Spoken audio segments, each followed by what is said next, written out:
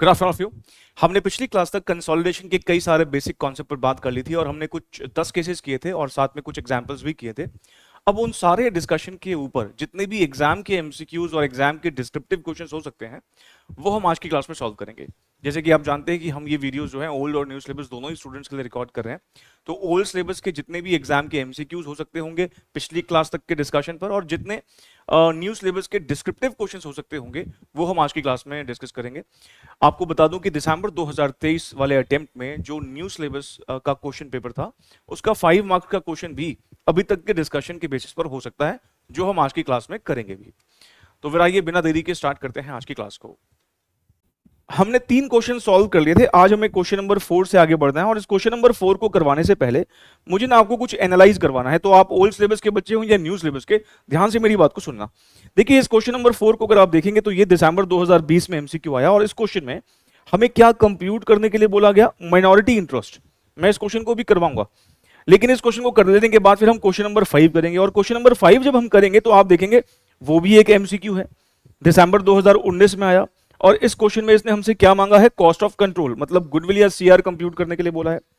ये क्वेश्चन करवाने के बाद मैं आपको फिर क्वेश्चन नंबर 6 करवाऊंगा, जो कि एक डिस्क्रिप्टिव क्वेश्चन है, न्यू सिलेबस का क्वेश्चन है, दिसंबर 2023 के अटेम्प्ट में आया, 5 मार्क्स में आया। और देखो इसने यहां पर हमसे क्या कैलकुलेट करने के लिए बोला है, गुडविल सीआर मतलब कॉस्ट ऑफ कंट्रोल, और दूसरा क्या, माइनॉरिटी इंटरेस्ट। मतलब जो एमसीक्यू में अलग अलग आया, एक बार कॉस्ट ऑफ कंट्रोल पूछ लिया, माइनॉरिटी इंटरेस्ट पूछ लिया, वही बातें डिस्क्रिप्टिव पैटर्न में भी तो पूछी जा रही है। बस यहां पर फर्क क्या है कि आपको प्रेजेंटेशन दे के आनी है, आपको प्रॉपर लिख के आना है, और आपके एग्जाम में यही चीजें 5 नंबर में पूछी जाएंगी, या 3 नंबर में या 2 नंबर में भी पूछ सकता है एग्जामिनर। फिर इस क्वेश्चन नंबर 6 को कराने के बाद मैं आपको क्वेश्चन नंबर 7 कराऊंगा। और अब देखो क्वेश्चन नंबर 7 दिसंबर 2023 का एमसीक्यू है, लेकिन एमसीक्यू में इंस्टीट्यूट ने बैलेंस शीट उठा के दे दी। आप समझ पा रहे हो, बैलेंस शीट एमसीक्यू में उठा के दे दी। क्या ये क्वेश्चन डिस्क्रिप्टिव पैटर्न में सेम नहीं आ सकता? बिल्कुल आ सकता है। और यहां पर देखो क्या मांगा है, फिर से वही बात, माइनॉरिटी इंटरेस्ट कंप्यूट करने के लिए बोला है। क्वेश्चन नंबर 8 फिर एक डिस्क्रिप्टिव पैटर्न का क्वेश्चन है, दिसंबर 2015 का, थोड़ा पुराना क्वेश्चन है लेकिन डिस्क्रिप्टिव पैटर्न का क्वेश्चन है। और यहां पर भी क्या मांगा, माइनॉरिटी इंटरेस्ट, गुडविल सीआर। ये सब बातें देख लेने के बाद, सुनने के बाद, अब आपको क्या कहना चाह रहा हूं मैं, अगर आप ओल्ड सिलेबस के बच्चे हैं तो प्लीज अगर मैं कोई डिस्क्रिप्टिव क्वेश्चन करवाऊं तो आंखें बंद मत कर लेना, आपके एग्जाम में वही सेम चीज एमसीक्यू के फॉर्म में आ सकती है। और मैं अगर कोई ओल्ड सिलेबस के बच्चों को एमसीक्यू सॉल्व करवाऊं तो न्यू सिलेबस के बच्चे प्लीज आप आंखें बंद मत करना, आपको भी वही क्वेश्चन अच्छे से देखना है, क्योंकि आपके एग्जाम में हो सकता है वही सेम क्वेश्चन 2 या 3 या 5 नंबर में आ जाए। तो मेरे ख्याल से समझ गए होंगे मैं क्या बोलना चाह रहा हूं। आइए अब हम अपने क्वेश्चन नंबर 4 से अपने डिस्कशन को कंटिन्यू करते हैं।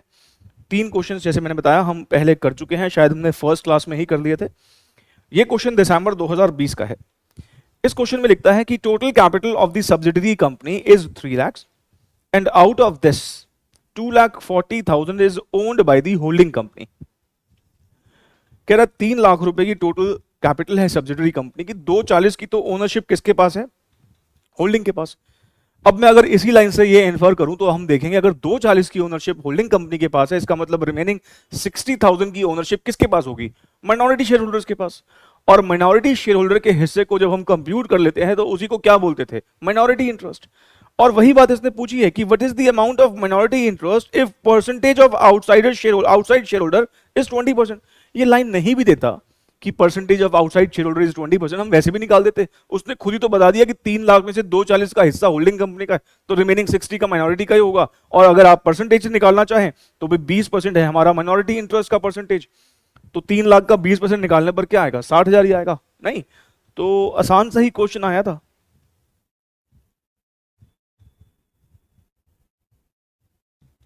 इसने हमसे माइनॉरिटी इंटरेस्ट मांगा,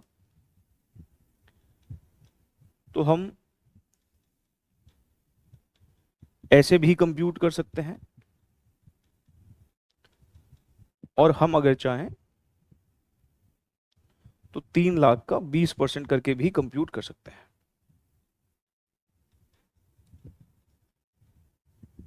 B is the correct answer.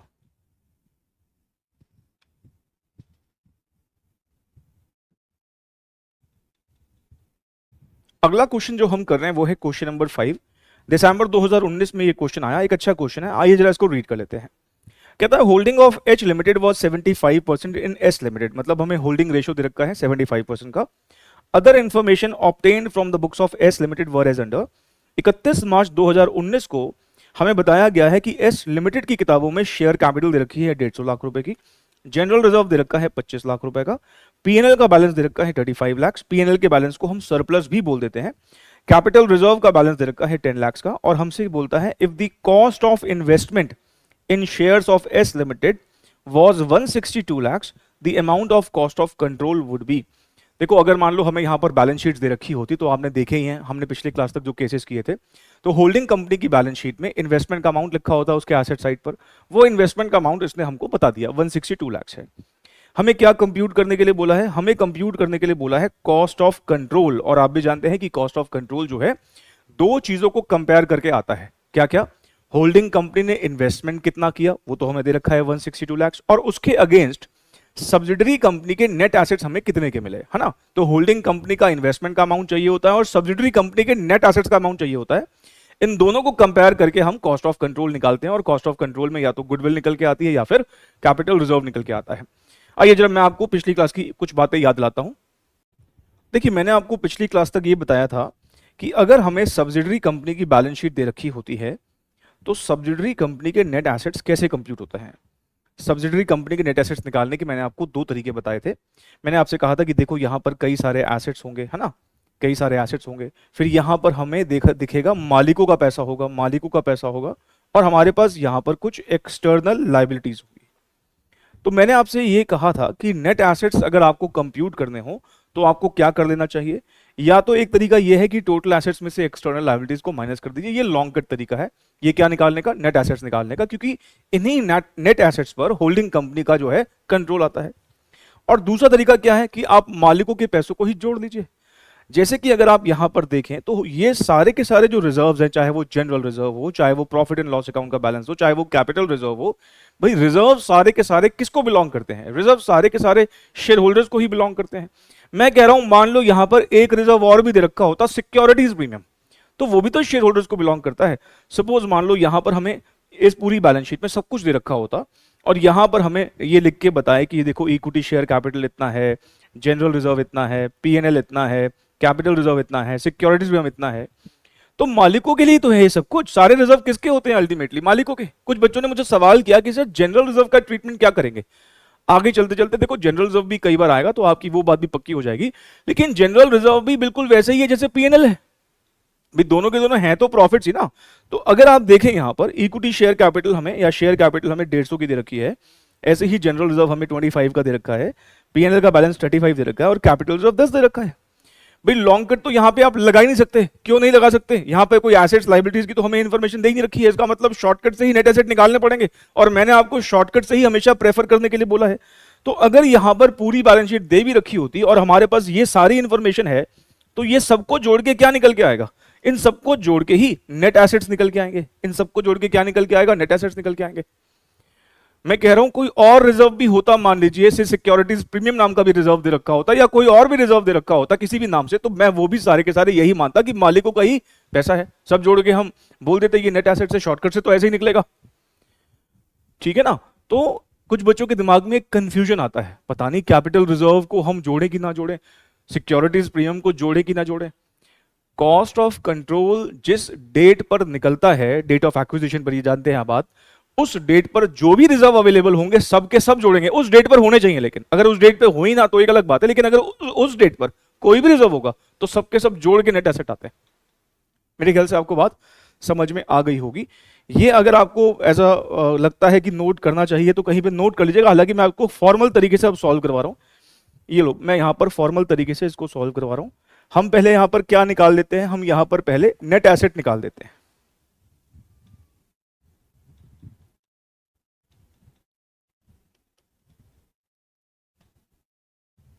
In lakhs, share capital, फिर हमें दे रखा है यहां पर जनरल रिजर्व, फिर हमें दे रखा है पीएनएल अकाउंट का बैलेंस।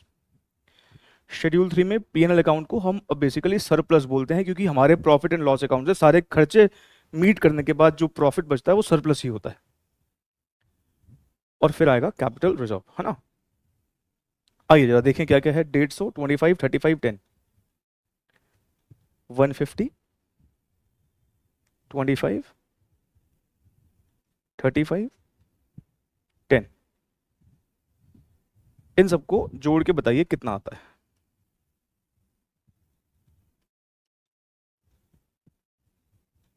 चलिए टोटल करके बताइए कितना आ रहा है ये नेट एसेट्स का अमाउंट।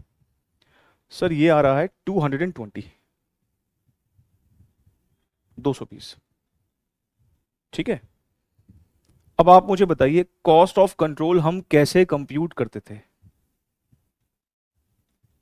बताइए जी, कॉस्ट ऑफ कंट्रोल हमारा कैसे निकलता था। सर हमें दो चीजों को कंपेयर करना होता था, इन्वेस्टमेंट्स। हमने इन्वेस्टमेंट कितने की खरीदी है। सर हमने इन्वेस्टमेंट 162 लाख की खरीदी है, 162 लाख। लेकिन ध्यान रखिए हमने जो ये इन्वेस्टमेंट किया है 100% शेयर्स में नहीं किया है। हमने ये इन्वेस्टमेंट कितने परसेंट शेयर्स में किया है, 75% शेयर्स में किया है। इसका मतलब हमारा जो मालिकाना हक है नेट एसेट्स पर वो सारा नहीं है, 75% ही है ना। तो हमें यहां पर फिर क्या करना पड़ेगा, इसमें से हम नेट एसेट्स को माइनस करेंगे। और नेट एसेट्स पूरे 220 नहीं ले सकते क्योंकि हमारे पास 100% स्टेक थोड़ी है। हम 220 का 75% ही ले पाएंगे। तो 220 का 75% मुझे निकाल के बताइए कितना आता है। सर ये आ रहा है 165। अब जरा खुद ही सोच लीजिए आप कि आपने 165 लाख का सामान 162 लाख में खरीदा है, 165 लाख का सामान 162 लाख में खरीदा है। इसका मतलब आपको फायदा हो गया भाई, आपने 162 लाख दिए लेकिन आपको जो नेट एसेट्स मिले वो 165 लाख के हैं, ज्यादा के हैं। फायदा हो गया। फायदा होने का मतलब हमें यहां पर क्या हो जाएगा, कैपिटल रिजर्व।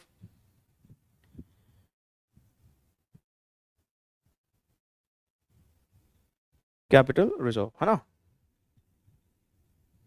तो 3 लाख का capital reserve, C is the correct answer. हमने यहां पर 162 लाख खर्च किए और हमारे पास 165 लाख के नेट एसेट आ गए, 165 लाख के नेट एसेट्स आ गए।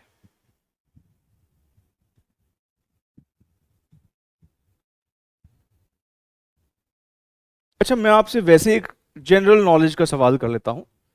मान लीजिए हमें यहां पर कहा होता माइनॉरिटी इंटरेस्ट कंप्यूट करना है, तो क्या निकाल सकते थे आप। हाँ सर बिल्कुल निकाल सकते थे। कैसे, 220 लाख के नेट एसेट हैं, 75% अगर होल्डिंग के पास है तो 25% माइनॉरिटी वालों के पास होगा। तो 220 का 25% जो हक है वो किसका है, वो माइनॉरिटी वालों का है।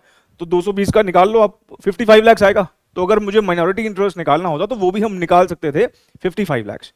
चलो एक बात तो ये हुई। अब सवाल ये उठता है, कई बच्चों के दिमाग में ये थॉट आएगा कि सर यहां पर कहीं पर डेट ऑफ एक्विजिशन तो दे ही नहीं रखी थी, यहां पर कहीं पर डेट ऑफ एक्विजिशन नहीं दे रखी थी। अब क्योंकि यहां डेट ऑफ एक्विजिशन नहीं दे रखी थी, एमसीक्यू तो सॉल्व करना है ना हमें। अब आप जरा सोचिए, अगर यहां पर मैं लास्ट डेट के अलावा किसी और डेट को एक्विजिशन मानता, मैंने इस क्वेश्चन को सॉल्व किया है ये मानते हुए कि एक्विजिशन आखिरी डेट पे हुआ है, तभी हमने इन सारे के सारे रिजर्व्स को क्या मान लिया, प्री एक्विजिशन। तभी इन सारे रिजर्व्स को क्या मान लिया, प्री एक्विजिशन, क्योंकि लास्ट डेट का एक्विजिशन होगा तो बैलेंस शीट में जितने भी प्रॉफिट्स होंगे हमसे हमारे एक्वायर करने से पहले ही कमाए गए हैं, तो सारे के सारे प्री एक्विजिशन होंगे। ठीक है ना। अब प्रॉब्लम यह है कि मैं यहां पर बिगिनिंग का डेट ऑफ एक्विजिशन कैसे मानूं, मुझे क्या पता बिगिनिंग में क्या ओपनिंग बैलेंसेस होंगे इन सारे रिजर्व्स के। भाई मुझे यहां पर ऐसा तो नहीं बताया गया ना कि पीएनएल का ओपनिंग बैलेंस इतना था, जनरल रिजर्व का इतना था, कैपिटल रिजर्व का इतना था, मुझे कुछ भी नहीं बताया गया। मैं अगर ओपनिंग यहां पर एक्विजिशन का डेट एज्यूम कर लूंगा तो क्वेश्चन सॉल्व ही नहीं कर पाऊंगा, फिर मुझे अपने आप से कुछ और एजम्पशंस लेनी पड़ जाएंगी। इसलिए हमें इस क्वेश्चन को, देखो जब डिस्क्रिप्टिव क्वेश्चन आता है तो वो हमेशा डेट ऑफ एक्विजिशन जनरली देता है, ठीक है।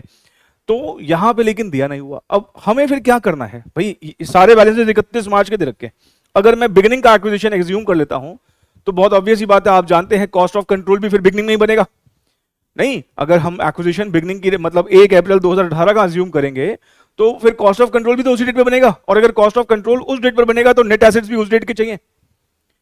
और नेट एसेट उस डेट के निकालने के लिए आपको शेयर कैपिटल तो चलो ठीक है एज्यूम कर लोगे लास्ट डेट वाली ही बिगिनिंग में होगी, जैसे कि हमने पिछली क्लास में किया भी था, लेकिन बाकी रिजर्व्स का क्या, उसके लिए तो फिर कैसे, सारे रिजर्व्स के लिए कैसे एज्यूम कर पाओगे आप। हालांकि एजम्पशन से होते हैं क्वेश्चन, लेकिन यहां पर लास्ट डेट का एज्यूम करने पर हमारा आंसर मैच भी कर गया, मतलब आंसर आ भी गया। और हमारे इंस्टीट्यूट ने भी जब इसको सॉल्व किया था तो लास्ट डेट का एक्विजिशन एज्यूम करते ही सॉल्व किया था।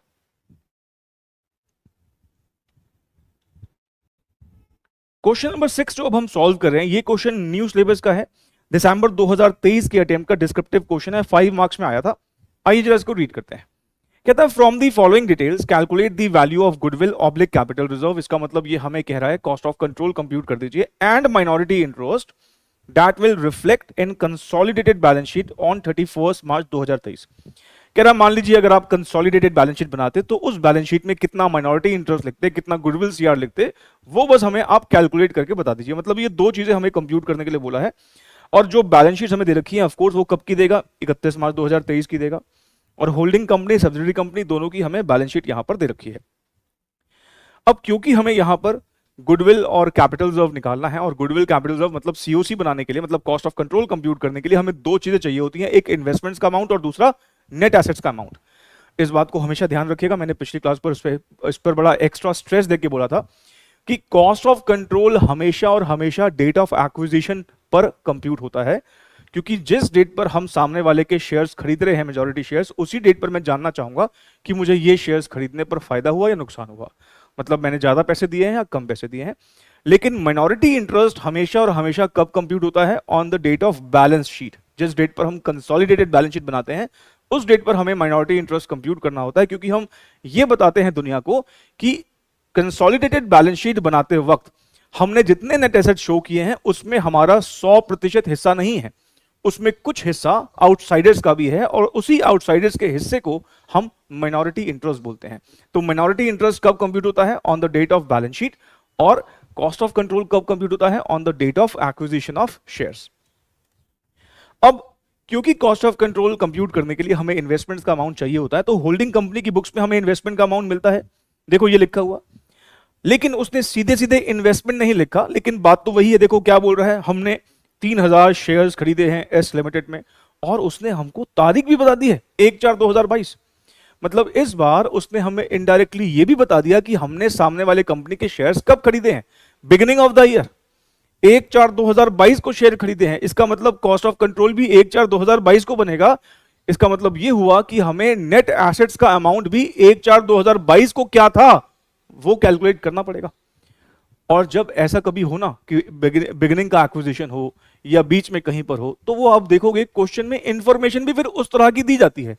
जैसे कि आप देखो, इसने हमें 31 मार्च 2022, ध्यान रखें 1 अप्रैल 2022 को हमने शेयर खरीदे, उससे ठीक एक दिन पहले जो हमने बैलेंस शीट बनाई थी, मतलब लास्ट बैलेंस शीट जब बनाई थी, तो एस लिमिटेड की बुक्स में कह रहा है कि प्रॉफिट 1 लाख का था, जनरल 60,000 का था। इसका मतलब डेट ऑफ एक्विजिशन के उसने मुझे रिजर्व दे दिए। ये क्यों दिए, ताकि मैं नेट एसेट निकाल पाऊं। और जो मैंने आपको पिछला क्वेश्चन करवाया था वहां पर ऐसा कुछ नहीं था, वहां पर ऐसी इंफॉर्मेशन ही नहीं थी। तो हमें फिर यहां पर एज्यूम करने पड़े, क्योंकि बैलेंसेस भी लास्ट डेट के थे, बताया भी नहीं, तो हमने मान लिया कि हमने लास्ट डेट पर एक्विजिशन किया होगा, हमने सॉल्व कर दिया। यहां पर उसने बोला है कि बिगिनिंग का एक्विजिशन है, और बिगिनिंग के फिर रिजर्व भी उसने मुझे अकॉर्डिंगली दिए हैं, मतलब इंफॉर्मेशन भी मुझे उस तरह की दी है। अब यहां पर हमें एक नई बात यह देखनी पड़ेगी कि मुझे यह नहीं बताया कि हमने कितना परसेंट स्टेक लिया है सब्सिडरी कंपनी का, मतलब होल्डिंग कंपनी के पास कितनी परसेंट शेयर्स है, होल्डिंग रेशियो क्या है, ये यहां पर नहीं दिया हुआ। तो वो निकाल लेंगे, क्या दिक्कत है। सपोज मैं आपसे ये कहूं कि देखो सब्सिडरी कंपनी के ना, सब्सिडरी कंपनी के 10,000 शेयर हैं टोटल, और होल्डिंग कंपनी के पास 8,000 शेयर हैं, तो क्या आप परसेंटेज में नहीं निकाल सकते कि हमारे पास कितने परसेंट शेयर है, कितने परसेंट शेयर है, 80%। कैसे निकाला, 8,000 डिवाइड बाय 10,000 इंटू 100। मैं आपसे कहूं कि सब्सिडरी कंपनी के 10,000 शेयर है, जिसमें से होल्डिंग कंपनी के पास 6,000 शेयर है, तो परसेंटेज निकाल लोगे ना 60%, 6/10 इंटू 100। अब इसी को अगर मुझे फॉर्मूला का नाम देना हो तो मैं क्या बोलूंगा, होल्डिंग रेशियो निकालने का फॉर्मूला होता है shares held by holding company, जैसे मान लो 6,000 मान लो होल्ड कर रखे हैं, shares held by holding company divided by total shares of subsidiary company multiplied by 100। और अगर ऐसे आपको माइनॉरिटी शेयर होल्डिंग निकालनी हो तो क्या बोलोगे, shares held by outsiders divided by total number of shares of subsidiary company.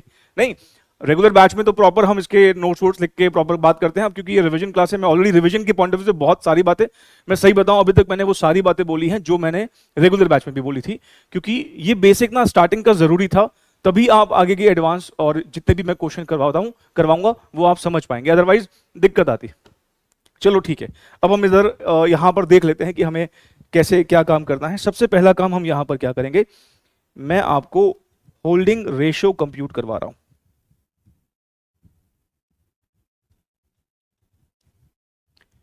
इसको आप वर्किंग नोट नंबर 1 दे सकते हैं। आपको याद होगा होल्डिंग रेशियो हमने पिछली क्लास में लिखा था वर्किंग नोट नंबर 1 में, होल्डिंग रेशियो और क्या लिखते थे, टाइम रेशियो। यहाँ टाइम रेशियो नॉट एप्लीकेबल, क्यों? क्योंकि बिगनिंग का एक्विजिशन है। मैंने आपको बताया था बिगनिंग का या एंड का एक्विजिशन है तो टाइम रेशियो निकालने की जरूरत नहीं होती है।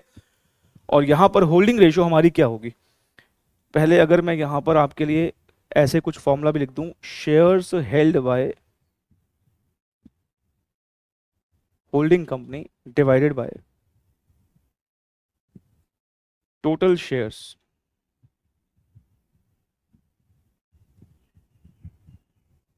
Of subsidiary company into 100। ठीक है जी। तो 3000 शेयर्स हैं होल्डिंग कंपनी के पास। सब्सिडरी कंपनी के शेयर्स अगर आप देखें तो 100 रुपए का एक शेयर है, 4 लाख रुपए की कैपिटल है। 4 लाख रुपए की कैपिटल है, इसका मतलब सब्सिडरी कंपनी के शेयर्स कितने हो जाएंगे, 4000। इतना तो कर लोगे ना आप, 4 लाख डिवाइड बाय 100, तो कितने शेयर्स हैं सब्सिडरी कंपनी के, 4000, जिसमें से 3000 हमारे पास है। कैलकुलेटर पर कर लो आप, 75% होल्डिंग हमारे पास है। हमारी होल्डिंग रेशियो यहां पर कितनी है, 75% है। अब हमें क्या कंप्यूट करना है, अब हमें कंप्यूट करना है कॉस्ट ऑफ कंट्रोल। अब कॉस्ट ऑफ कंट्रोल कंप्यूट करने के लिए हमें दो चीजें चाहिए होती हैं। कौन कौन सी दो चीजें चाहिए होती हैं, एक तो हमें चाहिए होता है net assets as on the date of acquisition. अब net assets as on the date of acquisition का क्या मतलब है, हमें उस दिन की शेयर कैपिटल और उस दिन के रिजर्व चाहिए। अब अगर आप देखें तो शेयर कैपिटल के लिए तो हम एज्यूम कर लेते हैं कि भाई उस दिन शेयर कैपिटल 4 लाख ही रही होगी, जो एंड डेट की है वही बिगिनिंग की रही होगी, और बिगिनिंग के रिजर्व उसने खुद ही बता दिए, 1 लाख रुपए के ये रहे और 60,000 का जनरल रिजर्व था। मतलब बिगिनिंग के हमारे रिजर्व एंड सरप्लस कितने थे, 1,60,000। तो देखा जाए 4 लाख रुपए की कैपिटल, 1 लाख रुपए का पीएनएल, 60,000 का जनरल रिजर्व, इसका मतलब 5,60,000 जो था वो टोटल नेट एसेट था एज ऑन 1/4/2022। तो मैं अगर यहां पर कंप्यूट करूं नेट एसेट्स एज ऑन 1/4/2022, तो वो कैसे कंप्यूट करोगे आप, equity share capital 4 lakh, profit and loss account, मतलब जो जो मालिकों को बिलोंग करता है 1/4/2022 को उसको जोड़ दो। प्रॉफिट कहता है 1 लाख रुपए का था और जनरल रिजर्व 60,000 का था, तो टोटल कितना हो गया, 5,60,000। अब आप कॉस्ट ऑफ कंट्रोल कंप्यूट कर दो।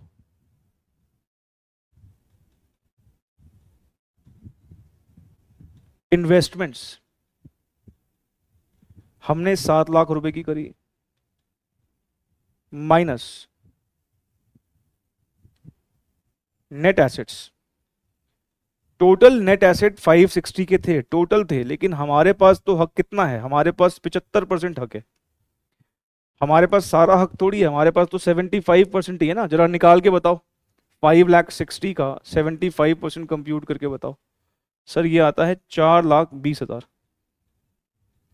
जरा सोचिए, 7 लाख रुपए दे के आए हो और सामान 4,20,000 का लेके आए हो, तो पागल बन के आ गए, मतलब ज्यादा पैसे दे के आ गए।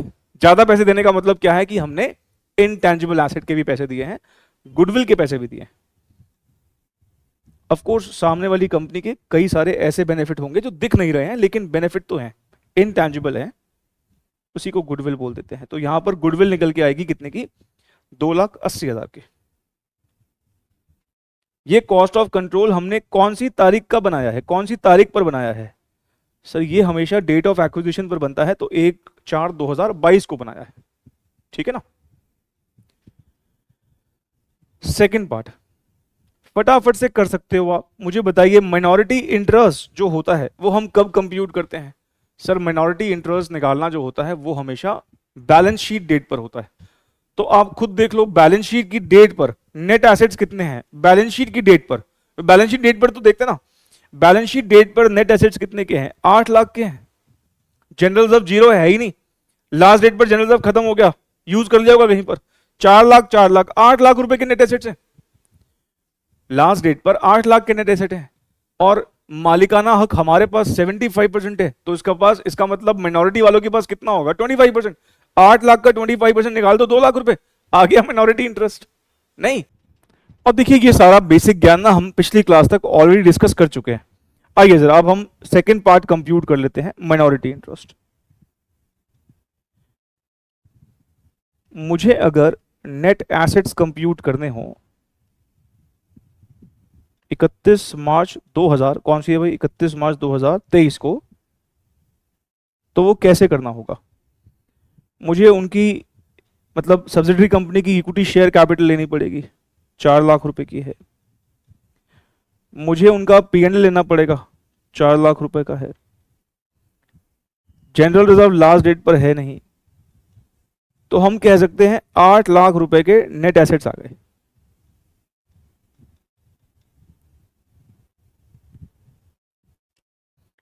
और अब आपको माइनॉरिटी इंटरेस्ट कंप्यूट कर देना है। मेरे पास जगह नहीं है तो मैं यहीं पे साइड में ही कर देता हूं। तो माइनॉरिटी इंटरेस्ट 8 लाख रुपए का 25%, 2 लाख रुपए आएगा। आप ऐसे भी कर सकते थे कि शेयर कैपिटल का पहले 4 लाख का 25% कर लेते, फिर पीएनएल का 4 लाख का 25% कर लेते, बात तो वही पड़नी है। तो ये 5 नंबर का क्वेश्चन आया दिसंबर 2023 में न्यू सिलेबस का।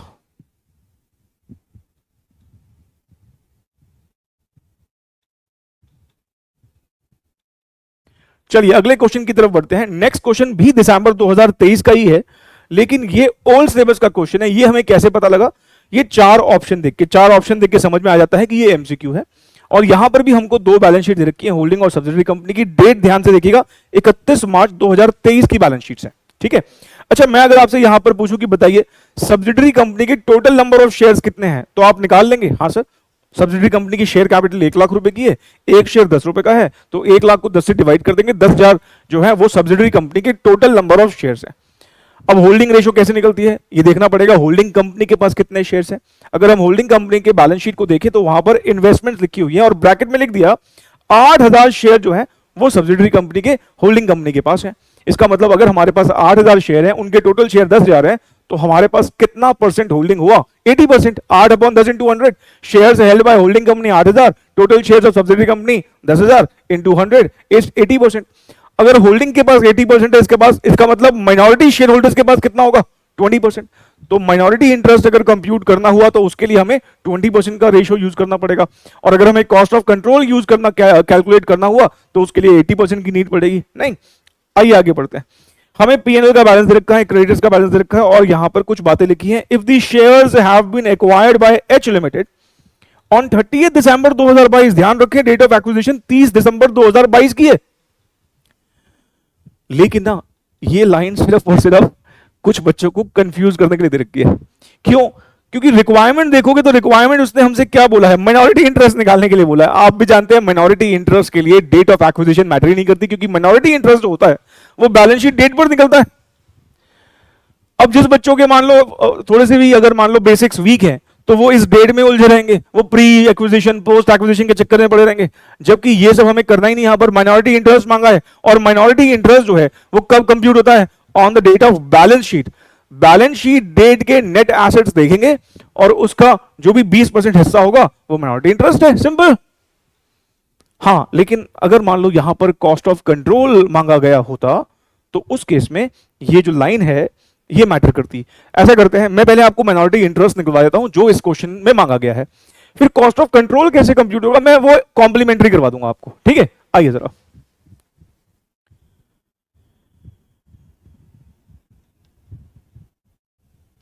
सॉल्यूशन। मैं आपसे अगर पूछूं कि बताइए व्हाट इज होल्डिंग रेशियो, तो कैसे निकालोगे? सर 8,000 शेयर्स डिवाइड बाय 10,000, ठीक है। मैं अभी 10,000 निकाल के नहीं बता रहा कैसे आए हैं, आप समझदार हो। कितना हो गया? 80%। मैं अगर यहां पर माइनॉरिटी इंटरेस्ट रेशियो निकालना चाहूं तो क्या निकल सकती है क्या? हाँ सर, वो भी निकल सकती है। कैसे? 100 में से 80% घटा दो, या 2000 शेयर हमारे पास नहीं है, 2000 अपन 10,000 इंटू 100 कर लो, ठीक है ना, 20% है। नेट एसेट्स एज ऑन 31 मार्च, क्या डेट है भाई, 2023। बताइए जी। सर शेयर कैपिटल 1 लाख रुपए की है, पीएनएल 32,000 का है, तो हम कह सकते हैं शेयर कैपिटल 1 लाख रुपए, पीएनएल 32,000, 1,32,000 के नेट एसेट हो गए, है ना। तो हमें अगर माइनॉरिटी इंटरेस्ट कंप्यूट करना हो तो 1,32,000 का 20% निकाल के बताइए। 26,400 आ रहा है। देखिए ऑप्शन में 26,400 है। हाँ सर बिल्कुल है, पहला पहला ऑप्शन ही है, A is the correct answer. मतलब जो वो डेट ऑफ एक्विजिशन दे रखी है, इस क्वेश्चन को सॉल्व करने के लिए उसका कोई रिलेवेंस है ही नहीं, वो सिर्फ और सिर्फ बच्चों को घुमाने के लिए दे रखी है। बच्चे घूमेंगे भी, वो दुनिया जहां की कैलकुलेशन कर देंगे, लेकिन जो चाहिए होगा वो नहीं करेंगे। तो माइनॉरिटी इंटरेस्ट, ये बात पता ही, अगर मैं सही बताऊं, मैक्सिमम बच्चे जो आप देखेंगे ना कंसोलिडेशन करते हुए, मैक्सिमम बच्चों को यही नहीं पता कि ये बेसिक चीजें क्या है, कि मिनॉरिटी इंटरेस्ट किस डेट पर निकलता है, कॉस्ट ऑफ कंट्रोल किस डेट पर कंप्यूट होता है, यही बेसिक चीजें नहीं पता। और इसी वजह से एक रट्टे की तरह बिल्कुल एक रट लेते हैं कि अच्छा ये फॉर्मेट है, ऐसे ही करना वैसे करना। लेकिन अगर कॉन्सेप्ट के साथ किया हुआ होगा ना, तो सारी बातें आपको समझ में आएंगी। हाँ ठीक ही तो है, कॉमन सेंस ऐसी तो लगेगा नहीं। चलिए आगे आगे आगे बढ़ते हैं। अब मैं इसी इसी क्वेश्चन में आपको कॉस्ट ऑफ कंट्रोल कंप्यूट करके दिखा रहा हूं कि मान लीजिए कॉस्ट ऑफ कंट्रोल मांगा गया होता तो वो कैसे होता। ठीक है, तो एग्जाम्पल करके लिख लीजिएगा। कैलकुलेट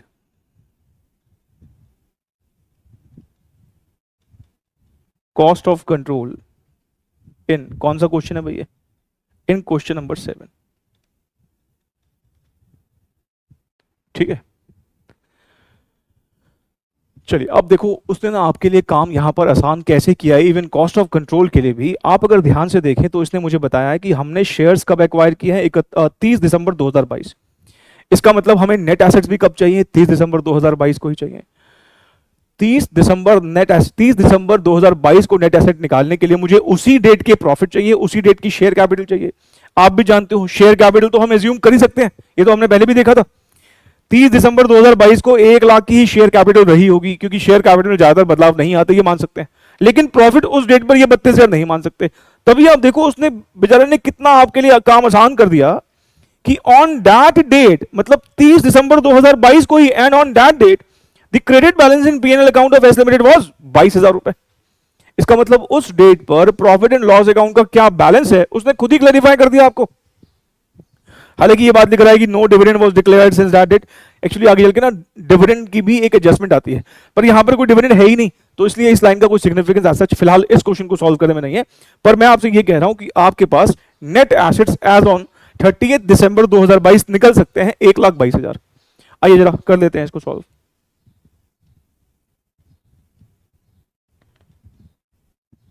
नेट एसेट्स 30 दिसंबर 2022 के अगर कंप्यूट करने हो तो इक्विटी शेयर कैपिटल, हमको शेयर कैपिटल हमें दे रखा है 1,00,000 रुपए।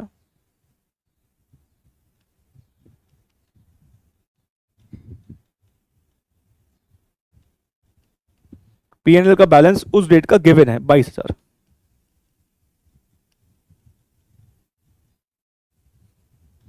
एक लाख 22,000। ठीक है, अब आपको क्या करना होता है कॉस्ट ऑफ कंट्रोल के लिए, मैं यहां पे कर देता हूं, जगह कम है थोड़ी सी।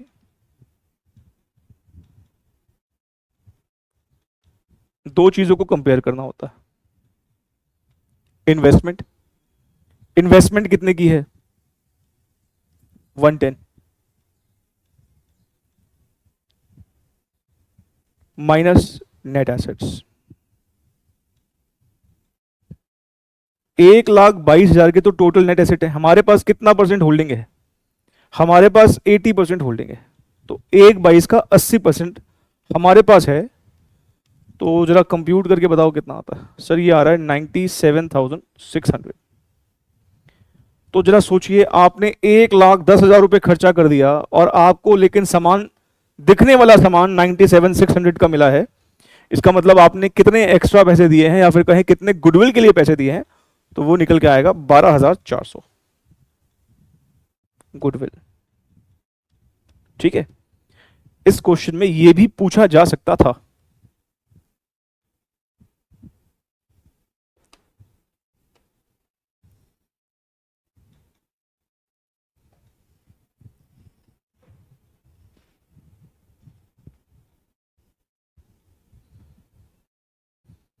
ठीक है जी, चले आगे बढ़े। आइए आगे बढ़ते हैं। अगला क्वेश्चन जो हम सॉल्व कर रहे हैं वो अब एक डिस्क्रिप्टिव क्वेश्चन सॉल्व कर रहे हैं। और ये डिस्क्रिप्टिव क्वेश्चन भले ही है, लेकिन एमसीक्यू भी बन ही सकता है। इस क्वेश्चन में भी हमसे दो चीजें मांगी है, माइनॉरिटी इंटरेस्ट और दूसरा सीओसी मतलब cost of control, goodwill CR निकालने के लिए बोला है। आइए इस क्वेश्चन को देख लेते हैं।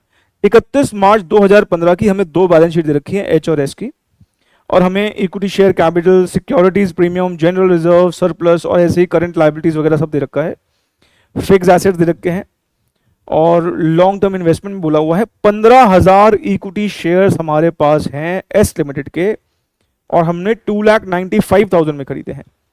अच्छा, एस लिमिटेड के टोटल नंबर ऑफ शेयर्स कितने हैं सर? 2,00,000 रुपए की उनकी कैपिटल है, 10 रुपए का एक शेयर, 20,000 शेयर है, जिसमें से हमारे पास 15,000 है। तो हमारे पास कितनी होल्डिंग हुई? 75% की होल्डिंग हुई हमारे पास, 75%। नहीं, ऐसे तो हुआ। क्वेश्चन ने क्लेरिफाई कर दिया। कितना प्यारा इंसान है क्वेश्चन बनाने वाला। कहता है हमने सारे के सारे शेयर कब एक्वायर किए हैं? 31 मार्च 2015। कुछ करने की जरूरत ही नहीं है। लास्ट डेट पर ये एक्विजिशन किया है। इसका मतलब जितने भी रिजर्व है सबके सब प्री है, सारे के सारे ही प्री एक्विजिशन है, क्योंकि बैलेंस शीट भी 31 मार्च की है, डेट ऑफ एक्विजिशन भी 31 मार्च की है। इसका मतलब इस बार तो काम आसान है, कॉस्ट ऑफ कंट्रोल भी 31 मार्च को ही बनेगा और माइनॉरिटी इंटरेस्ट तो बनता ही लास्ट डेट पर है। ठीक है ना? आइए जरा इस क्वेश्चन को सॉल्व कर लेते हैं। अच्छा, मैं इस क्वेश्चन को शुरू करूं सॉल्व करना। मुझे आप बता सकते हो कि सब्सिडरी कंपनी के नेट एसेट्स कितने के हैं? सर इस बार तो हम नेट एसेट्स लॉन्ग कट और शॉर्ट कट दोनों से ही निकाल सकते हैं, क्योंकि लास्ट डेट का एक्विजिशन है और बैलेंस डेट भी लास्ट डेट की है। तो आप जरा देखिए, अगर लॉन्ग कट से निकालें तो सब्सिडरी कंपनी की टोटल एसेट है 3,20,000, और एक्सटर्नल लाइबिलिटी में सिर्फ एक यही है 40,000 की करंट लाइबिलिटी है। तो 320 माइनस 40, ये कितना हो गया? 280। और अगर हम यही शॉर्टकट यूज करें, मतलब सारे के सारे मालिकों से रिलेटेड पैसों को जोड़ दें, शेयर कैपिटल और रिजर्व्स, तो ये सब जोड़ के भी कितना आता है? 280 आता है। मैंने आपको अभी पिछले क्वेश्चन में भी बताया, हर एक रिजर्व मालिकों को ही बिलोंग करता है, चाहे वो सिक्योरिटीज प्रीमियम ही क्यों ना हो। तो ये सब जोड़ देंगे तो कितना आता है? 280 आता है। तो नेट एसेट्स हमारे इस क्वेश्चन में कितने निकल के आएंगे? 280 निकल के आएंगे। आइए जरा इस क्वेश्चन को अब सॉल्व करना हम शुरू करते हैं। दो चीजें कंप्यूट करने के लिए बोला है, माइनॉरिटी इंटरेस्ट और दूसरा गुडविल सीआर। सबसे पहले हम यहां पर जो है होल्डिंग रेशियो कंप्यूट कर लेते हैं। Working note number 1।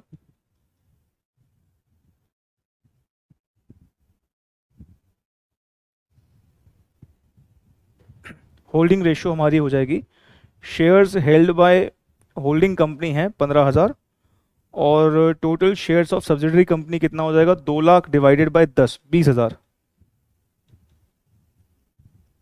इनटू 100, ये 75% आ गया। देखो मेरे ख्याल से ये 20,000 कैसे निकलता है, ये तो अब आप देख ही चुके हैं, कई बार देख चुके हैं, है ना? चलिए, माइनॉरिटी इंटरेस्ट रेशियो कितना होगा फिर? 25% का होगा। आइए पहले माइनॉरिटी इंटरेस्ट ही निकाल लेते हैं।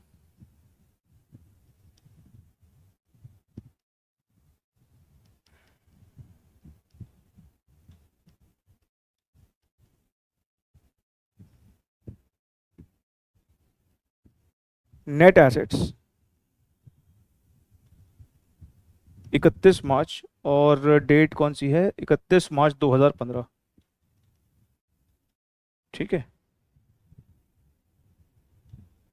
चलिए इक्विटी शेयर कैपिटल है 2,00,000 रुपए की, सिक्योरिटीज प्रीमियम है 10,000 रुपए का। इक्विटी शेयर कैपिटल है 2,00,000 रुपए की, सिक्योरिटीज प्रीमियम है 10,000 रुपए का, उसके बाद जनरल रिजर्व है 50,000 का और पीएनएल है 20,000 का।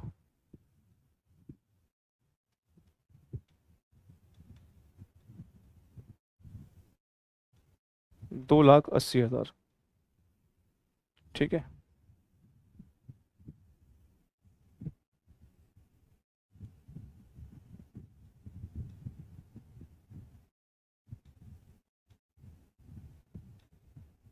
वैसे तो ये कंप्यूट करने की जरूरत नहीं है, इम्प्लाइड ही होता है कि अगर 75% होल्डिंग के पास है तो 25% माइनॉरिटी वालों के पास होगा।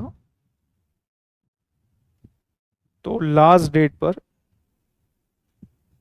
2,80,000 के नेट एसेट्स हैं, 25% हिस्सेदारी माइनॉरिटी वालों की है, तो 2,80,000 का 25% निकालेंगे तो 70,000 रुपये आता है। ठीक है जी, ये हमारा ए पार्ट हो गया। माइनॉरिटी इंटरेस्ट हमने यहां पर कंप्यूट कर लिया। आप चाहें तो आप ऐसे भी कर सकते हैं कि याद है हमने एनालिसिस ऑफ प्रॉफिट्स ही बनाया था, हम वैसे भी कर सकते हैं। एनालिसिस ऑफ प्रॉफिट्स में क्या करोगे, प्री पोस्ट टोटल सारे रिजर्व प्री में लिख दोगे बिकॉज लास्ट डेट का एक्विजिशन है। ठीक है। और फिर आप अलग अलग भी कर सकते हो, शेयर कैपिटल में हिस्सा कितना होगा 2 लाख का 25%, ऐसे ही प्रॉफिट्स में कितना हिस्सा होगा, टोटल प्रॉफिट्स हमारे कितने हैं 80 के, 80 का 25%। और या फिर ऐसे भी कर सकते हो, क्योंकि ना ये क्वेश्चन इजी इजी है, मैं अननेसेसरी एनालिसिस ऑफ प्रॉफिट्स बनवा के ना काम बढ़ाना नहीं चाहता। एनालिसिस ऑफ प्रॉफिट्स को आगे चल के जब हम थोड़े से एडवांस क्वेश्चंस करेंगे एडजस्टमेंट्स वाले, तो वहां पर हम बहुत यूज करेंगे, बिकॉज वहां पे एनालिसिस ऑफ प्रॉफिट का काफी सिग्निफिकेंस बढ़ जाएगा। बट अभी के लिए इजी क्वेश्चंस में हमें बस ये लॉजिक पता होना चाहिए कि सीओसी कौन सी डेट पर कंप्यूट होता है, मिनॉरिटी इंटरेस्ट कौन सी डेट पर कंप्यूट होता है, क्योंकि उसी डेट के हमें नेट एसेट्स चाहिए होंगे। ठीक है ना। आइए अब हम इसके बी पार्ट, जिसमें वो हमसे गुडविल सीआर निकालने के लिए कह रहा है, बी पार्ट की तरफ बढ़ रहे हैं।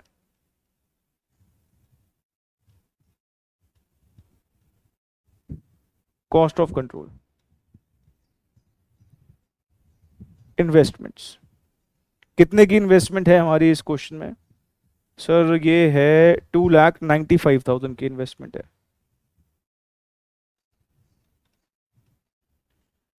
Minus net assets. Net assets आप निकाल ही चुके हैं, 2,80,000 के हैं, लेकिन हमारे पास कितनी होल्डिंग है 75%, तो इसलिए हमारा मालिकाना हक सारा नहीं है, 280 का 75% ही होगा। और वैसे भी आप देख ही चुके हैं 70,000 अगर माइनॉरिटी का है तो उसका मतलब बाकी का 210 हमारा होगा। अब 210 हमें मिला है और हमने उसके लिए इन्वेस्टमेंट 295 का किया है। ज्यादा किया है कि कम किया है? सर ज्यादा किया है, इसका मतलब हमने गुडविल के पैसे दिए हैं।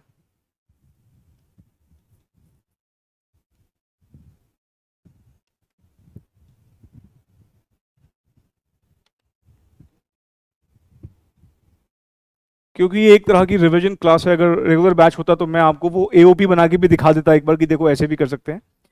पर मेरे ख्याल से जब इजी क्वेश्चन हो तो चीजों को सिंपल ही रखना ठीक है, और एग्जाम में फटाफट करके आएंगे तो हमारा टाइम भी बचेगा, है ना। चलिए ये क्वेश्चन भी हमने यहां पर सॉल्व कर लिया है। अगले क्वेश्चन की तरफ बढ़ते हैं। अगर आपने इसको नोट वोट कर लिया है तो ये क्वेश्चन डिस्क्रिप्टिव पैटर्न का था, और ऑफ कोर्स आप देख ही रहे हैं इस तरह का क्वेश्चन एमसीक्यू में भी पूछा जा ही सकता है। जब ये डिस्क्रिप्टिव पैटर्न पे क्वेश्चन आया था 2015 में, तो ये 5 मार्क्स में आया था, तो ये रिपीट भी होगा तो 5 मार्क्स में ही होगा। अब जो हम क्वेश्चंस करने वाले हैं ना, ओल्ड सिलेबस वाले बच्चों का तो दिल खुश हो जाएगा। आइए जा क्वेश्चन नंबर 9 से शुरुआत करते हैं, 8 तक हमने अभी भी किया। दिसंबर 2019 का क्वेश्चन है, कहता है equity holder of a company who does not have voting control of the company by virtue of his or her below 50% of ownership of the company's equity capital termed as. भाई थोड़ा सा language को simplify करूं तो वो पूछना चाह रहा है, ऐसे लोग, ऐसे इक्विटी शेयर होल्डर जिनके पास कंट्रोल नहीं होता क्योंकि उनके पास 50% से कम शेयर होते हैं, तो ऐसे लोगों को क्या बोलते हैं? भाई जिनके पास 50% से ज्यादा होते हैं वो मेजॉरिटी शेयर होल्डर है, जिनके पास 50% से कम होते हैं उनको क्या कहते हैं? Minority share holder. तो उसका सही आंसर क्या हो जाएगा? बी। क्वेश्चन नंबर 10 जून 2021 का क्वेश्चन है, और इस क्वेश्चन में पूछता है if the cost of acquisition of shares, मतलब वो पूछ रहा है कि अगर हमारी इन्वेस्टमेंट कॉस्ट जो है अगर ज्यादा है, किससे ज्यादा है? Intrinsic value of the shares of subsidiary company on the date of acquisition, then resultant figure will be. थोड़ा सा लैंग्वेज हाईफाई यूज करिए, पर आप भी समझ पा रहे हैं। वो आपसे पूछना चाह रहा है कि अगर मान लो हमने जितने रुपए का इन्वेस्टमेंट खरीदा है, मतलब कॉस्ट ऑफ एक्विजिशन, वो अगर ज्यादा हो उसकी इंट्रिंसिक वैल्यू, मतलब जो हमें रियल वैल्यू मिली है, तो बताइए हम जब ज्यादा पैसे दे के आते हैं तो रिजल्टिंग फिगर क्या निकल के आता है? गुडविल। नहीं, तो इसका सही आंसर क्या होगा? सी, गुडविल। उसके बाद है क्वेश्चन नंबर 11। क्वेश्चन नंबर 11 फिर से एक एग्जामिनेशन क्वेश्चन है और सेम बात पूछी है। When the holding company purchases the shares at a price above the nominal value. भाई हम बैलेंस शीट से ही नेट एसेट्स उठाते हैं, और बैलेंस शीट से नेट एसेट उठाने का मतलब बैलेंस शीट वैल्यूज को हम नॉमिनल वैल्यूज भी बोल देते हैं, बुक वैल्यूज भी बोल देते हैं। तो अगर हम ज्यादा पैसे देके आते हैं तो उस एक्स्ट्रा पैसे को हम क्या बोलते हैं? वही सेम बात, गुडविल। तो सही आंसर क्या हो जाएगा? कॉस्ट ऑफ कंट्रोल और गुडविल। ठीक है, देखो कॉस्ट ऑफ कंट्रोल हम वैसे वर्किंग नोट का नाम दे देते हैं, पर कंट्रोल लेने की कॉस्ट अगर हमें देनी पड़ती है, मतलब हम ज्यादा पैसे देके आते हैं, तो गुडविल कहलाते हैं। हम हालांकि सीआर निकलता है उसको भी कॉस्ट ऑफ कंट्रोल का हेडिंग दे देते हैं, पर एक्चुअली में सही मायनों में cost of control word goodwill के लिए ही बोला जाता है कि हमने कंट्रोल लेने के लिए कॉस्ट दी है। कंट्रोल लेते वक्त अगर हमें फायदा हो गया फिर वो कॉस्ट ऑफ कंट्रोल नहीं, उसके लिए कैपिटल रिजर्व वर्ड यूज होता है। पर हम जो एकेडमिकली यूज होता है हम कॉस्ट ऑफ कंट्रोल का ही वर्किंग का नाम दे देते हैं, चाहे गुडविल निकले या सीआर। पर असल में कॉस्ट ऑफ कंट्रोल जो वर्ड है वो गुडविल के लिए यूज होता है, क्योंकि आप देखिए ना गुडविल का क्या मतलब है? हमने एक्सेस पैसे दिया है, ज्यादा पैसा देने का मतलब हमें एक लागत लगी है, इसलिए कंट्रोल लेने के लिए कॉस्ट इनकर करी है हमने। तो हालांकि उसने और करके गुडविल बोल ही दिया है ताकि आप सही टिक कर पाए। क्वेश्चन नंबर है 12। फिर से क्वेश्चन नंबर 12 सेम बात पूछी है। ये क्वेश्चन जून 2023 का था। कहता है if the net cost of investment of the holding company in the equity and preference shares of the subsidiary company is more than the share of the holding company in the net assets of the subsidiary company. फिर से वही बात कह रहा है, अगर cost of investment ज्यादा हो नेट एसेट से तो उसको हम क्या बोल देते हैं? गुडविल बोल देते हैं। अब यहां पर ना हालांकि प्रेफरेंस शेयर्स का भी जिक्र है, अब प्रेफरेंस शेयर्स के ऊपर ना एक अलग से डिस्कशन होती है। फिलहाल इस क्वेश्चन का एसेंस आप समझ गए हैं कि हमारे इन्वेस्टमेंट की कॉस्ट अगर ज्यादा है जितने हमें नेट एसेट्स मिले हैं, तो उस एक्सेस पैसे दिए हुए को हम गुडविल बोल देते हैं। ठीक है, तो आप देख रहे हैं ये सिंपल सिंपल क्वेश्चन जो हैं सारे के सारे एग्जामिनेशन क्वेश्चंस हैं, और ये अगर आ जाता है फिर से एक नंबर बिल्कुल फ्री का है। नेक्स्ट क्वेश्चन जो हम सॉल्व कर रहे हैं क्वेश्चन नंबर 13, ये दिसंबर 2023 का क्वेश्चन है, एक अच्छा क्वेश्चन था। आइए जरा इसको रीड करते हैं। कहता है AZ Limited acquired 6,000 equity shares of BZ Limited out of its 8,000 equity shares of rupees 10 each at a price of rupees 1,50,000 on 1/4/2022। इस एक लाइन में ही उसने कई सारी बातें बोल दी हैं। सबसे पहले कहता है कोई AZ लिमिटेड कंपनी है जिसने 6,000 शेयर खरीदे हैं किसी BZ लिमिटेड के जिसके टोटल शेयर 8,000 है। अब जरा सोचिए, अगर किसी कंपनी के टोटल शेयर 8,000 हो और 6,000 हम खरीद लें, इसका मतलब हमने उसकी 75% होल्डिंग खरीद ली। 6,000 डिवाइड बाय 8,000 इंटू 100। तो यहां पर ये कहना चाह रहा है कि जो ये AZ लिमिटेड है ये BZ लिमिटेड की होल्डिंग कंपनी है, और BZ लिमिटेड कौन सी हो गई? सब्सिडियरी कंपनी हो गई। और हमने जो ये शेयर्स खरीदे हैं ना 1.5 लाख रुपए में खरीदे हैं, इसका मतलब ये हमें कॉस्ट ऑफ इन्वेस्टमेंट दे रखी है कि हमारी इन्वेस्टमेंट की कॉस्ट कितनी है? 1.5 लाख रुपए। अगर हमें बैलेंस शीट दे रखी होती तो वहां पर इन्वेस्टमेंट के आगे कितना अमाउंट लिखा होता? 1.5 लाख लिखा होता। और हमने ये शेयर कब खरीदे हैं? 1/4/2022 को। ठीक है ना, हमने कब खरीदे हैं? 1/4/2022। अब आगे बोलता है कि balance sheet of BZ limited, balance sheet of BZ limited on 1/1/2022।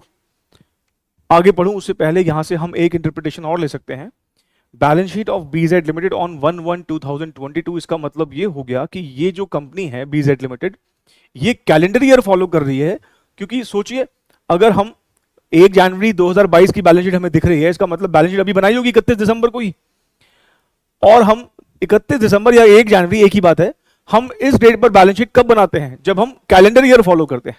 नहीं, आपको पता ना कैलेंडर ईयर और फाइनेंशियल ईयर में क्या डिफरेंस होता है? फाइनेंशियल ईयर वो जो 1 अप्रैल से शुरू हो और 31 मार्च को खत्म हो जाए, जैसे कि इनकम टैक्स में होता है।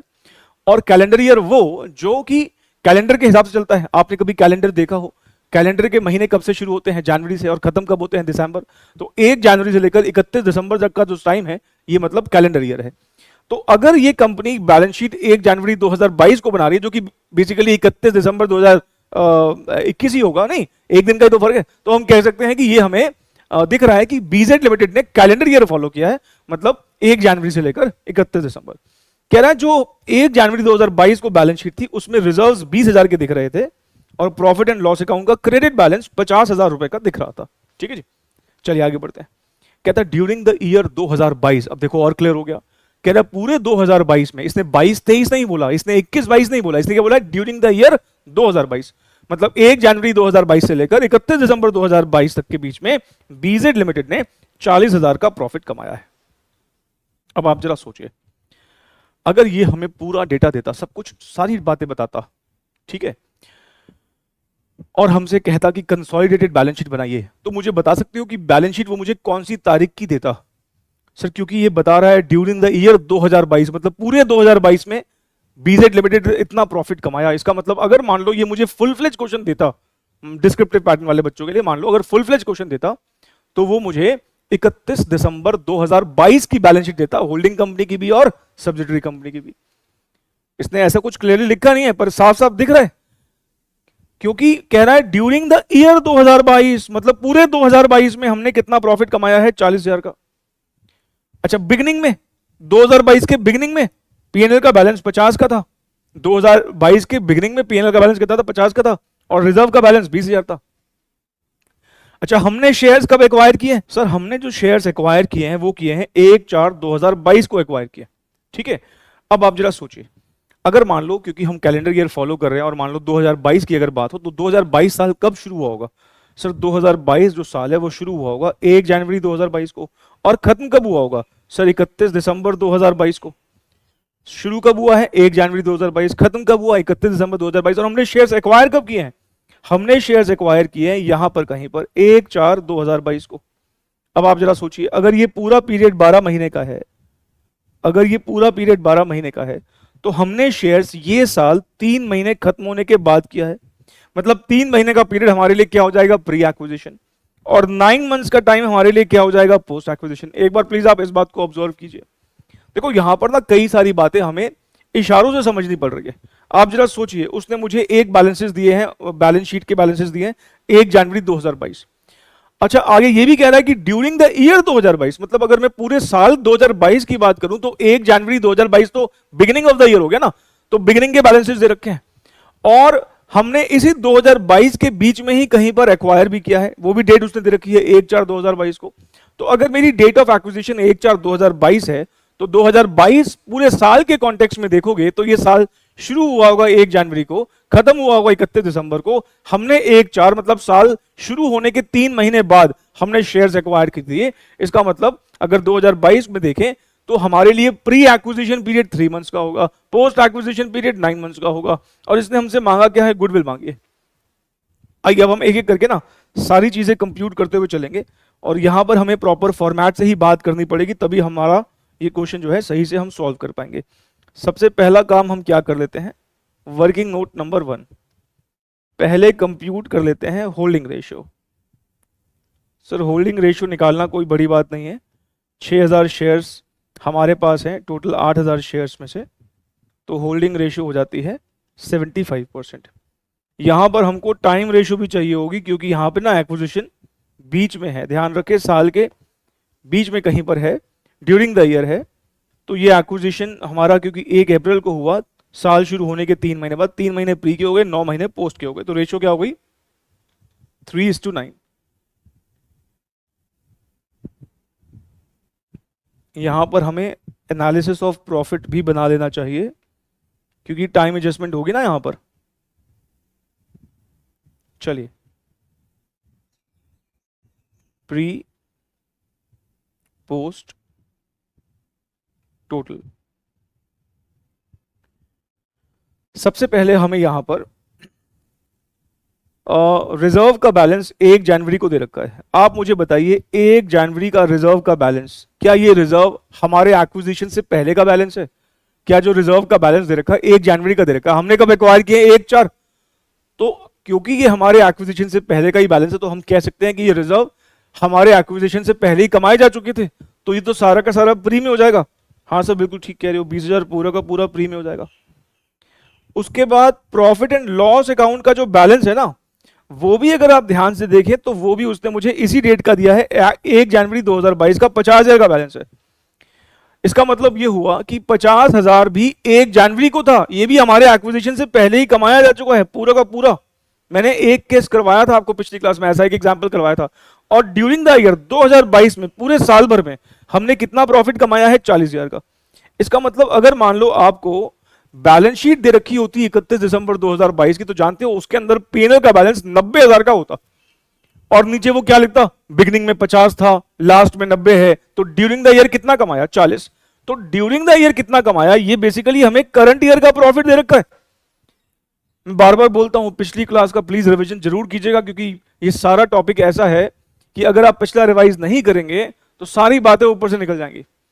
पिछली बातें जरूर दिमाग में होनी जरूरी है। इस टॉपिक को ध्यान रखना, ईगो इश्यूज हैं बहुत तगड़े वाले। अगर इस टॉपिक को इग्नोर करोगे एग्जाम वाले दिन, ये टॉपिक आपको पहचानने से मना कर देगा। ठीक है जी, चलिए 90,000 का इसका मतलब हमारा टोटल प्रॉफिट होगा। आप जरा खुद सोचिए, 50 का बिगिनिंग में था, करंट ईयर में 40 कमाया, तो इसका मतलब टोटल प्रॉफिट हमारा ईयर एंड पर कितना हो चुका होगा? 90। अगर बैलेंस शीट दे रखी होती तो उसमें 90 लिखा होता। ठीक है, इसने मुझे बिगिनिंग का भी दे दिया और पूरे साल का भी दे दिया, तो हमने लिख दिया यहां पर ऐसे। अब आप जरा सोचिए, जो ये 40,000 का प्रॉफिट करंट ईयर का है,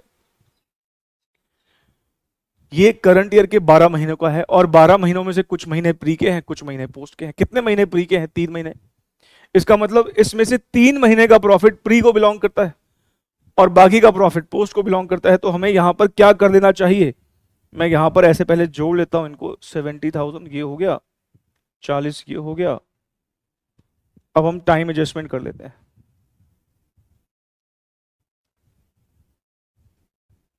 3:9, मतलब 40,000 का 3/12 प्री को बिलोंग करता है।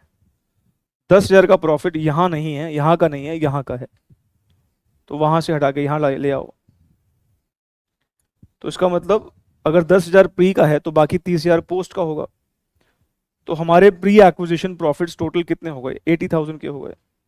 अब इसमें से 75% हिस्सा जो है वो होल्डिंग कंपनी का है, और होल्डिंग कंपनी का नाम कितना है? एजेट लिमिटेड। तो 80,000 का 75% हो गया 60,000 रुपीज, और बाकी माइनॉरिटी वालों का है 25%, मतलब 20,000 माइनॉरिटी का हो गया।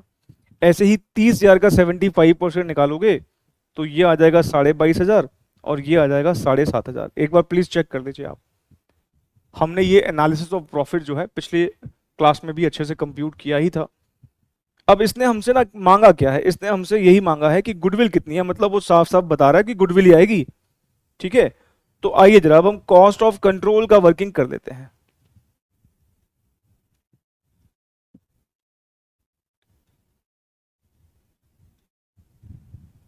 हमने इन्वेस्टमेंट्स कितने रुपए में खरीदी है? सर हमने खरीदी है 1.5 लाख रुपए में। फिर इसमें से माइनस करते हैं, क्या माइनस करते हैं? Net assets. Equity share capital हमारे पास कितनी है? सर अगर हम देखें तो 8,000 इक्विटी शेयर्स हैं। 8,000 इक्विटी शेयर है, 10 रुपए की शेयर है। 80,000 उसकी टोटल शेयर कैपिटल है। 80,000 का 75% अगर कंप्यूट करेंगे तो 60,000 आएगा। और ये 60,000 आप ऐसे भी निकाल सकते हो, उसने बताया है ना कि हमारे पास 6,000 शेयर हैं, तो 6,000 को 10 से मल्टीप्लाई कर लो, हमारी कैपिटल तो हमें पता ही है, तो 60,000 वैसे भी आ जाएगा। अदरवाइज सब्सिडरी कंपनी की शेयर कैपिटल पे 75% अप्लाई कर दोगे तब भी 60,000 आएगा। और उसके बाद हम यहां पर क्या करते हैं? प्री एक्विजिशन प्रॉफिट्स लिख देते हैं। प्री एक्विजिशन प्रॉफिट का क्या मतलब है? डेट ऑफ एक्विजिशन पर 80,000 के प्रॉफिट थे, डेट ऑफ एक्विजिशन पर 80,000 के प्रॉफिट थे, और हमारा उन प्रॉफिट पर 75% हक था, मतलब 60,000 हमारा हिस्सा है। तो 60,000 हमने यहां पर लिख दिया। तो टोटल नेट एसेट्स हमारे कितने के हो गए on the date of acquisition? 120। बताओ भाई, 1.5 लाख रुपए का खर्चा करके 1.20 के नेट एसेट मिले हैं। ज्यादा रुपया दे के आए हो ना, तो ज्यादा रुपया देने का मतलब आपने प्रीमियम पे किया है, और प्रीमियम का मतलब गुडविल निकल के आएगा 30,000 रुपीज का। ऑप्शन में देखो 30,000 है क्या? हाँ सर बिल्कुल है। A is the correct answer. A is the correct answer.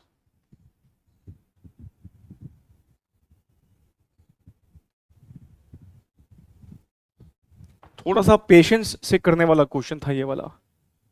जल्दबाजी में इस क्वेश्चन में गड़बड़ हो सकती थी।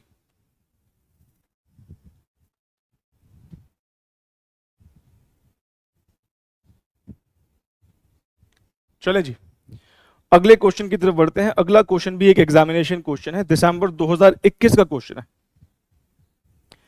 कहता है A limited paid ₹90 lakh for 70% of equity in B limited on 1 April 2019। कह रहा है हमने 9 लाख रुपए में 70% जो है मालिकाना हक खरीदा है बी लिमिटेड में। ए लिमिटेड ने 70% मालिकाना हक खरीदा है, मतलब 70% की स्टेक खरीदी है 9 लाख रुपए देकर। और कह रहा है इस डेट पर बी लिमिटेड के पास शेयर कैपिटल थी 10 लाख रुपए की और रिटेन्ड अर्निंग्स थी 5 लाख रुपए की। इसका मतलब बी लिमिटेड के टोटल यहां पर नेट एसेट 15 लाख रुपए के थे। अब जरा सोच लीजिए, 15 लाख रुपए के टोटल एसेट थे तो हमारा हिस्सा इसमें कितना हो गया? 70%। 15 लाख का अगर 70% निकालोगे आप तो 10,50,000 आएगा। इसने ना इस बार ये नहीं पूछा गुडविल सीआर कितना है, वो अगर पूछता तो मैं इन्वेस्टमेंट्स को और नेट एसेट को कंपेयर करके बता देता। इस बार इसने मुझसे बोला है all of the assets and liabilities of B limited were recorded figure, ठीक है। ए लिमिटेड का इंटरेस्ट पूछा है कि बी लिमिटेड में कितना है, मतलब हमारा इंटरेस्ट बी, जैसे माइनॉरिटी का इंटरेस्ट निकालते ना, माइनॉरिटी का इंटरेस्ट निकालने का क्या मतलब है कि जितने भी बी लिमिटेड के एसेट्स होते हैं, नेट एसेट्स होते हैं, उसमें बी लिमिटेड की हिस्सेदारी कितनी है। इस बार उसने क्या पूछा है? हमारी होल्डिंग कंपनी की कितनी हिस्सेदारी है बी लिमिटेड के नेट एसेट्स में, मतलब हमारा इंटरेस्ट पूछा है। जैसे माइनॉरिटी का इंटरेस्ट निकालते हैं, हम अपना भी इंटरेस्ट निकाल सकते हैं। हमारा इंटरेस्ट कितना होगा भाई? हमारे पास 70% स्टेक है। तो मैं आपसे अगर ये पूछूं कि बताइए net assets of B limited, तो आप कैसे निकालोगे? आप उनकी शेयर कैपिटल लोगे,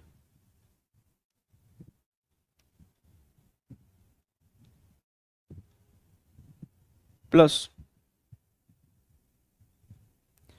आप उनके रिजर्व्स लोगे जो कि रिटेन्ड अर्निंग्स यहां पर बोल रखे हैं। अब रिटेन अर्निंग ही लिख लो, एक ही बात है, ऐसी अर्निंग जो रिटेन की जाए।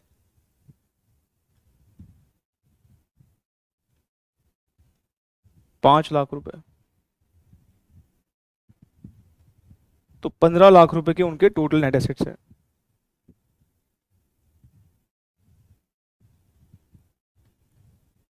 तो इंटरेस्ट ऑफ ए लिमिटेड कितना होगा भाई? हमारी 70% की होल्डिंग है ना, 10,50 होगा। तो सी इज द करेक्ट आंसर, ठीक है। अच्छा, मैं आपको एक बात बताऊं, यहां पर मैं चाहता तो आपसे माइनॉरिटी इंटरेस्ट भी मांग सकता था। तो 15 लाख में से अगर 10.5 लाख होल्डिंग का है तो इसका मतलब ये हुआ कि 30% माइनॉरिटी का होगा, तो 4.5 लाख माइनॉरिटी का होता। अगर माइनॉरिटी इंटरेस्ट पूछता तो वो भी निकाल सकते थे। हम यहाँ पर गुडविल सीआर भी निकाल सकते हैं। अगर मैं आपसे पूछूं कि बताओ यहाँ पर कॉस्ट ऑफ कंट्रोल कैसे निकलेगा, तो आप क्या कहोगे? सर 9 लाख रुपए दिए हैं हमने, सिर्फ 9 लाख रुपए दिए हैं और हमें सामान कितने का मिल गया है? 10.5 लाख का। ज्यादा सामान मिल गया तो फायदा हो जाएगा, कैपिटल रिजर्व निकल के आएगा 1.5 लाख का। अगर मान लो यहाँ पर कैपिटल रिजर्व मांगा होता तो वो 1.5 लाख रुपए का निकल के आता।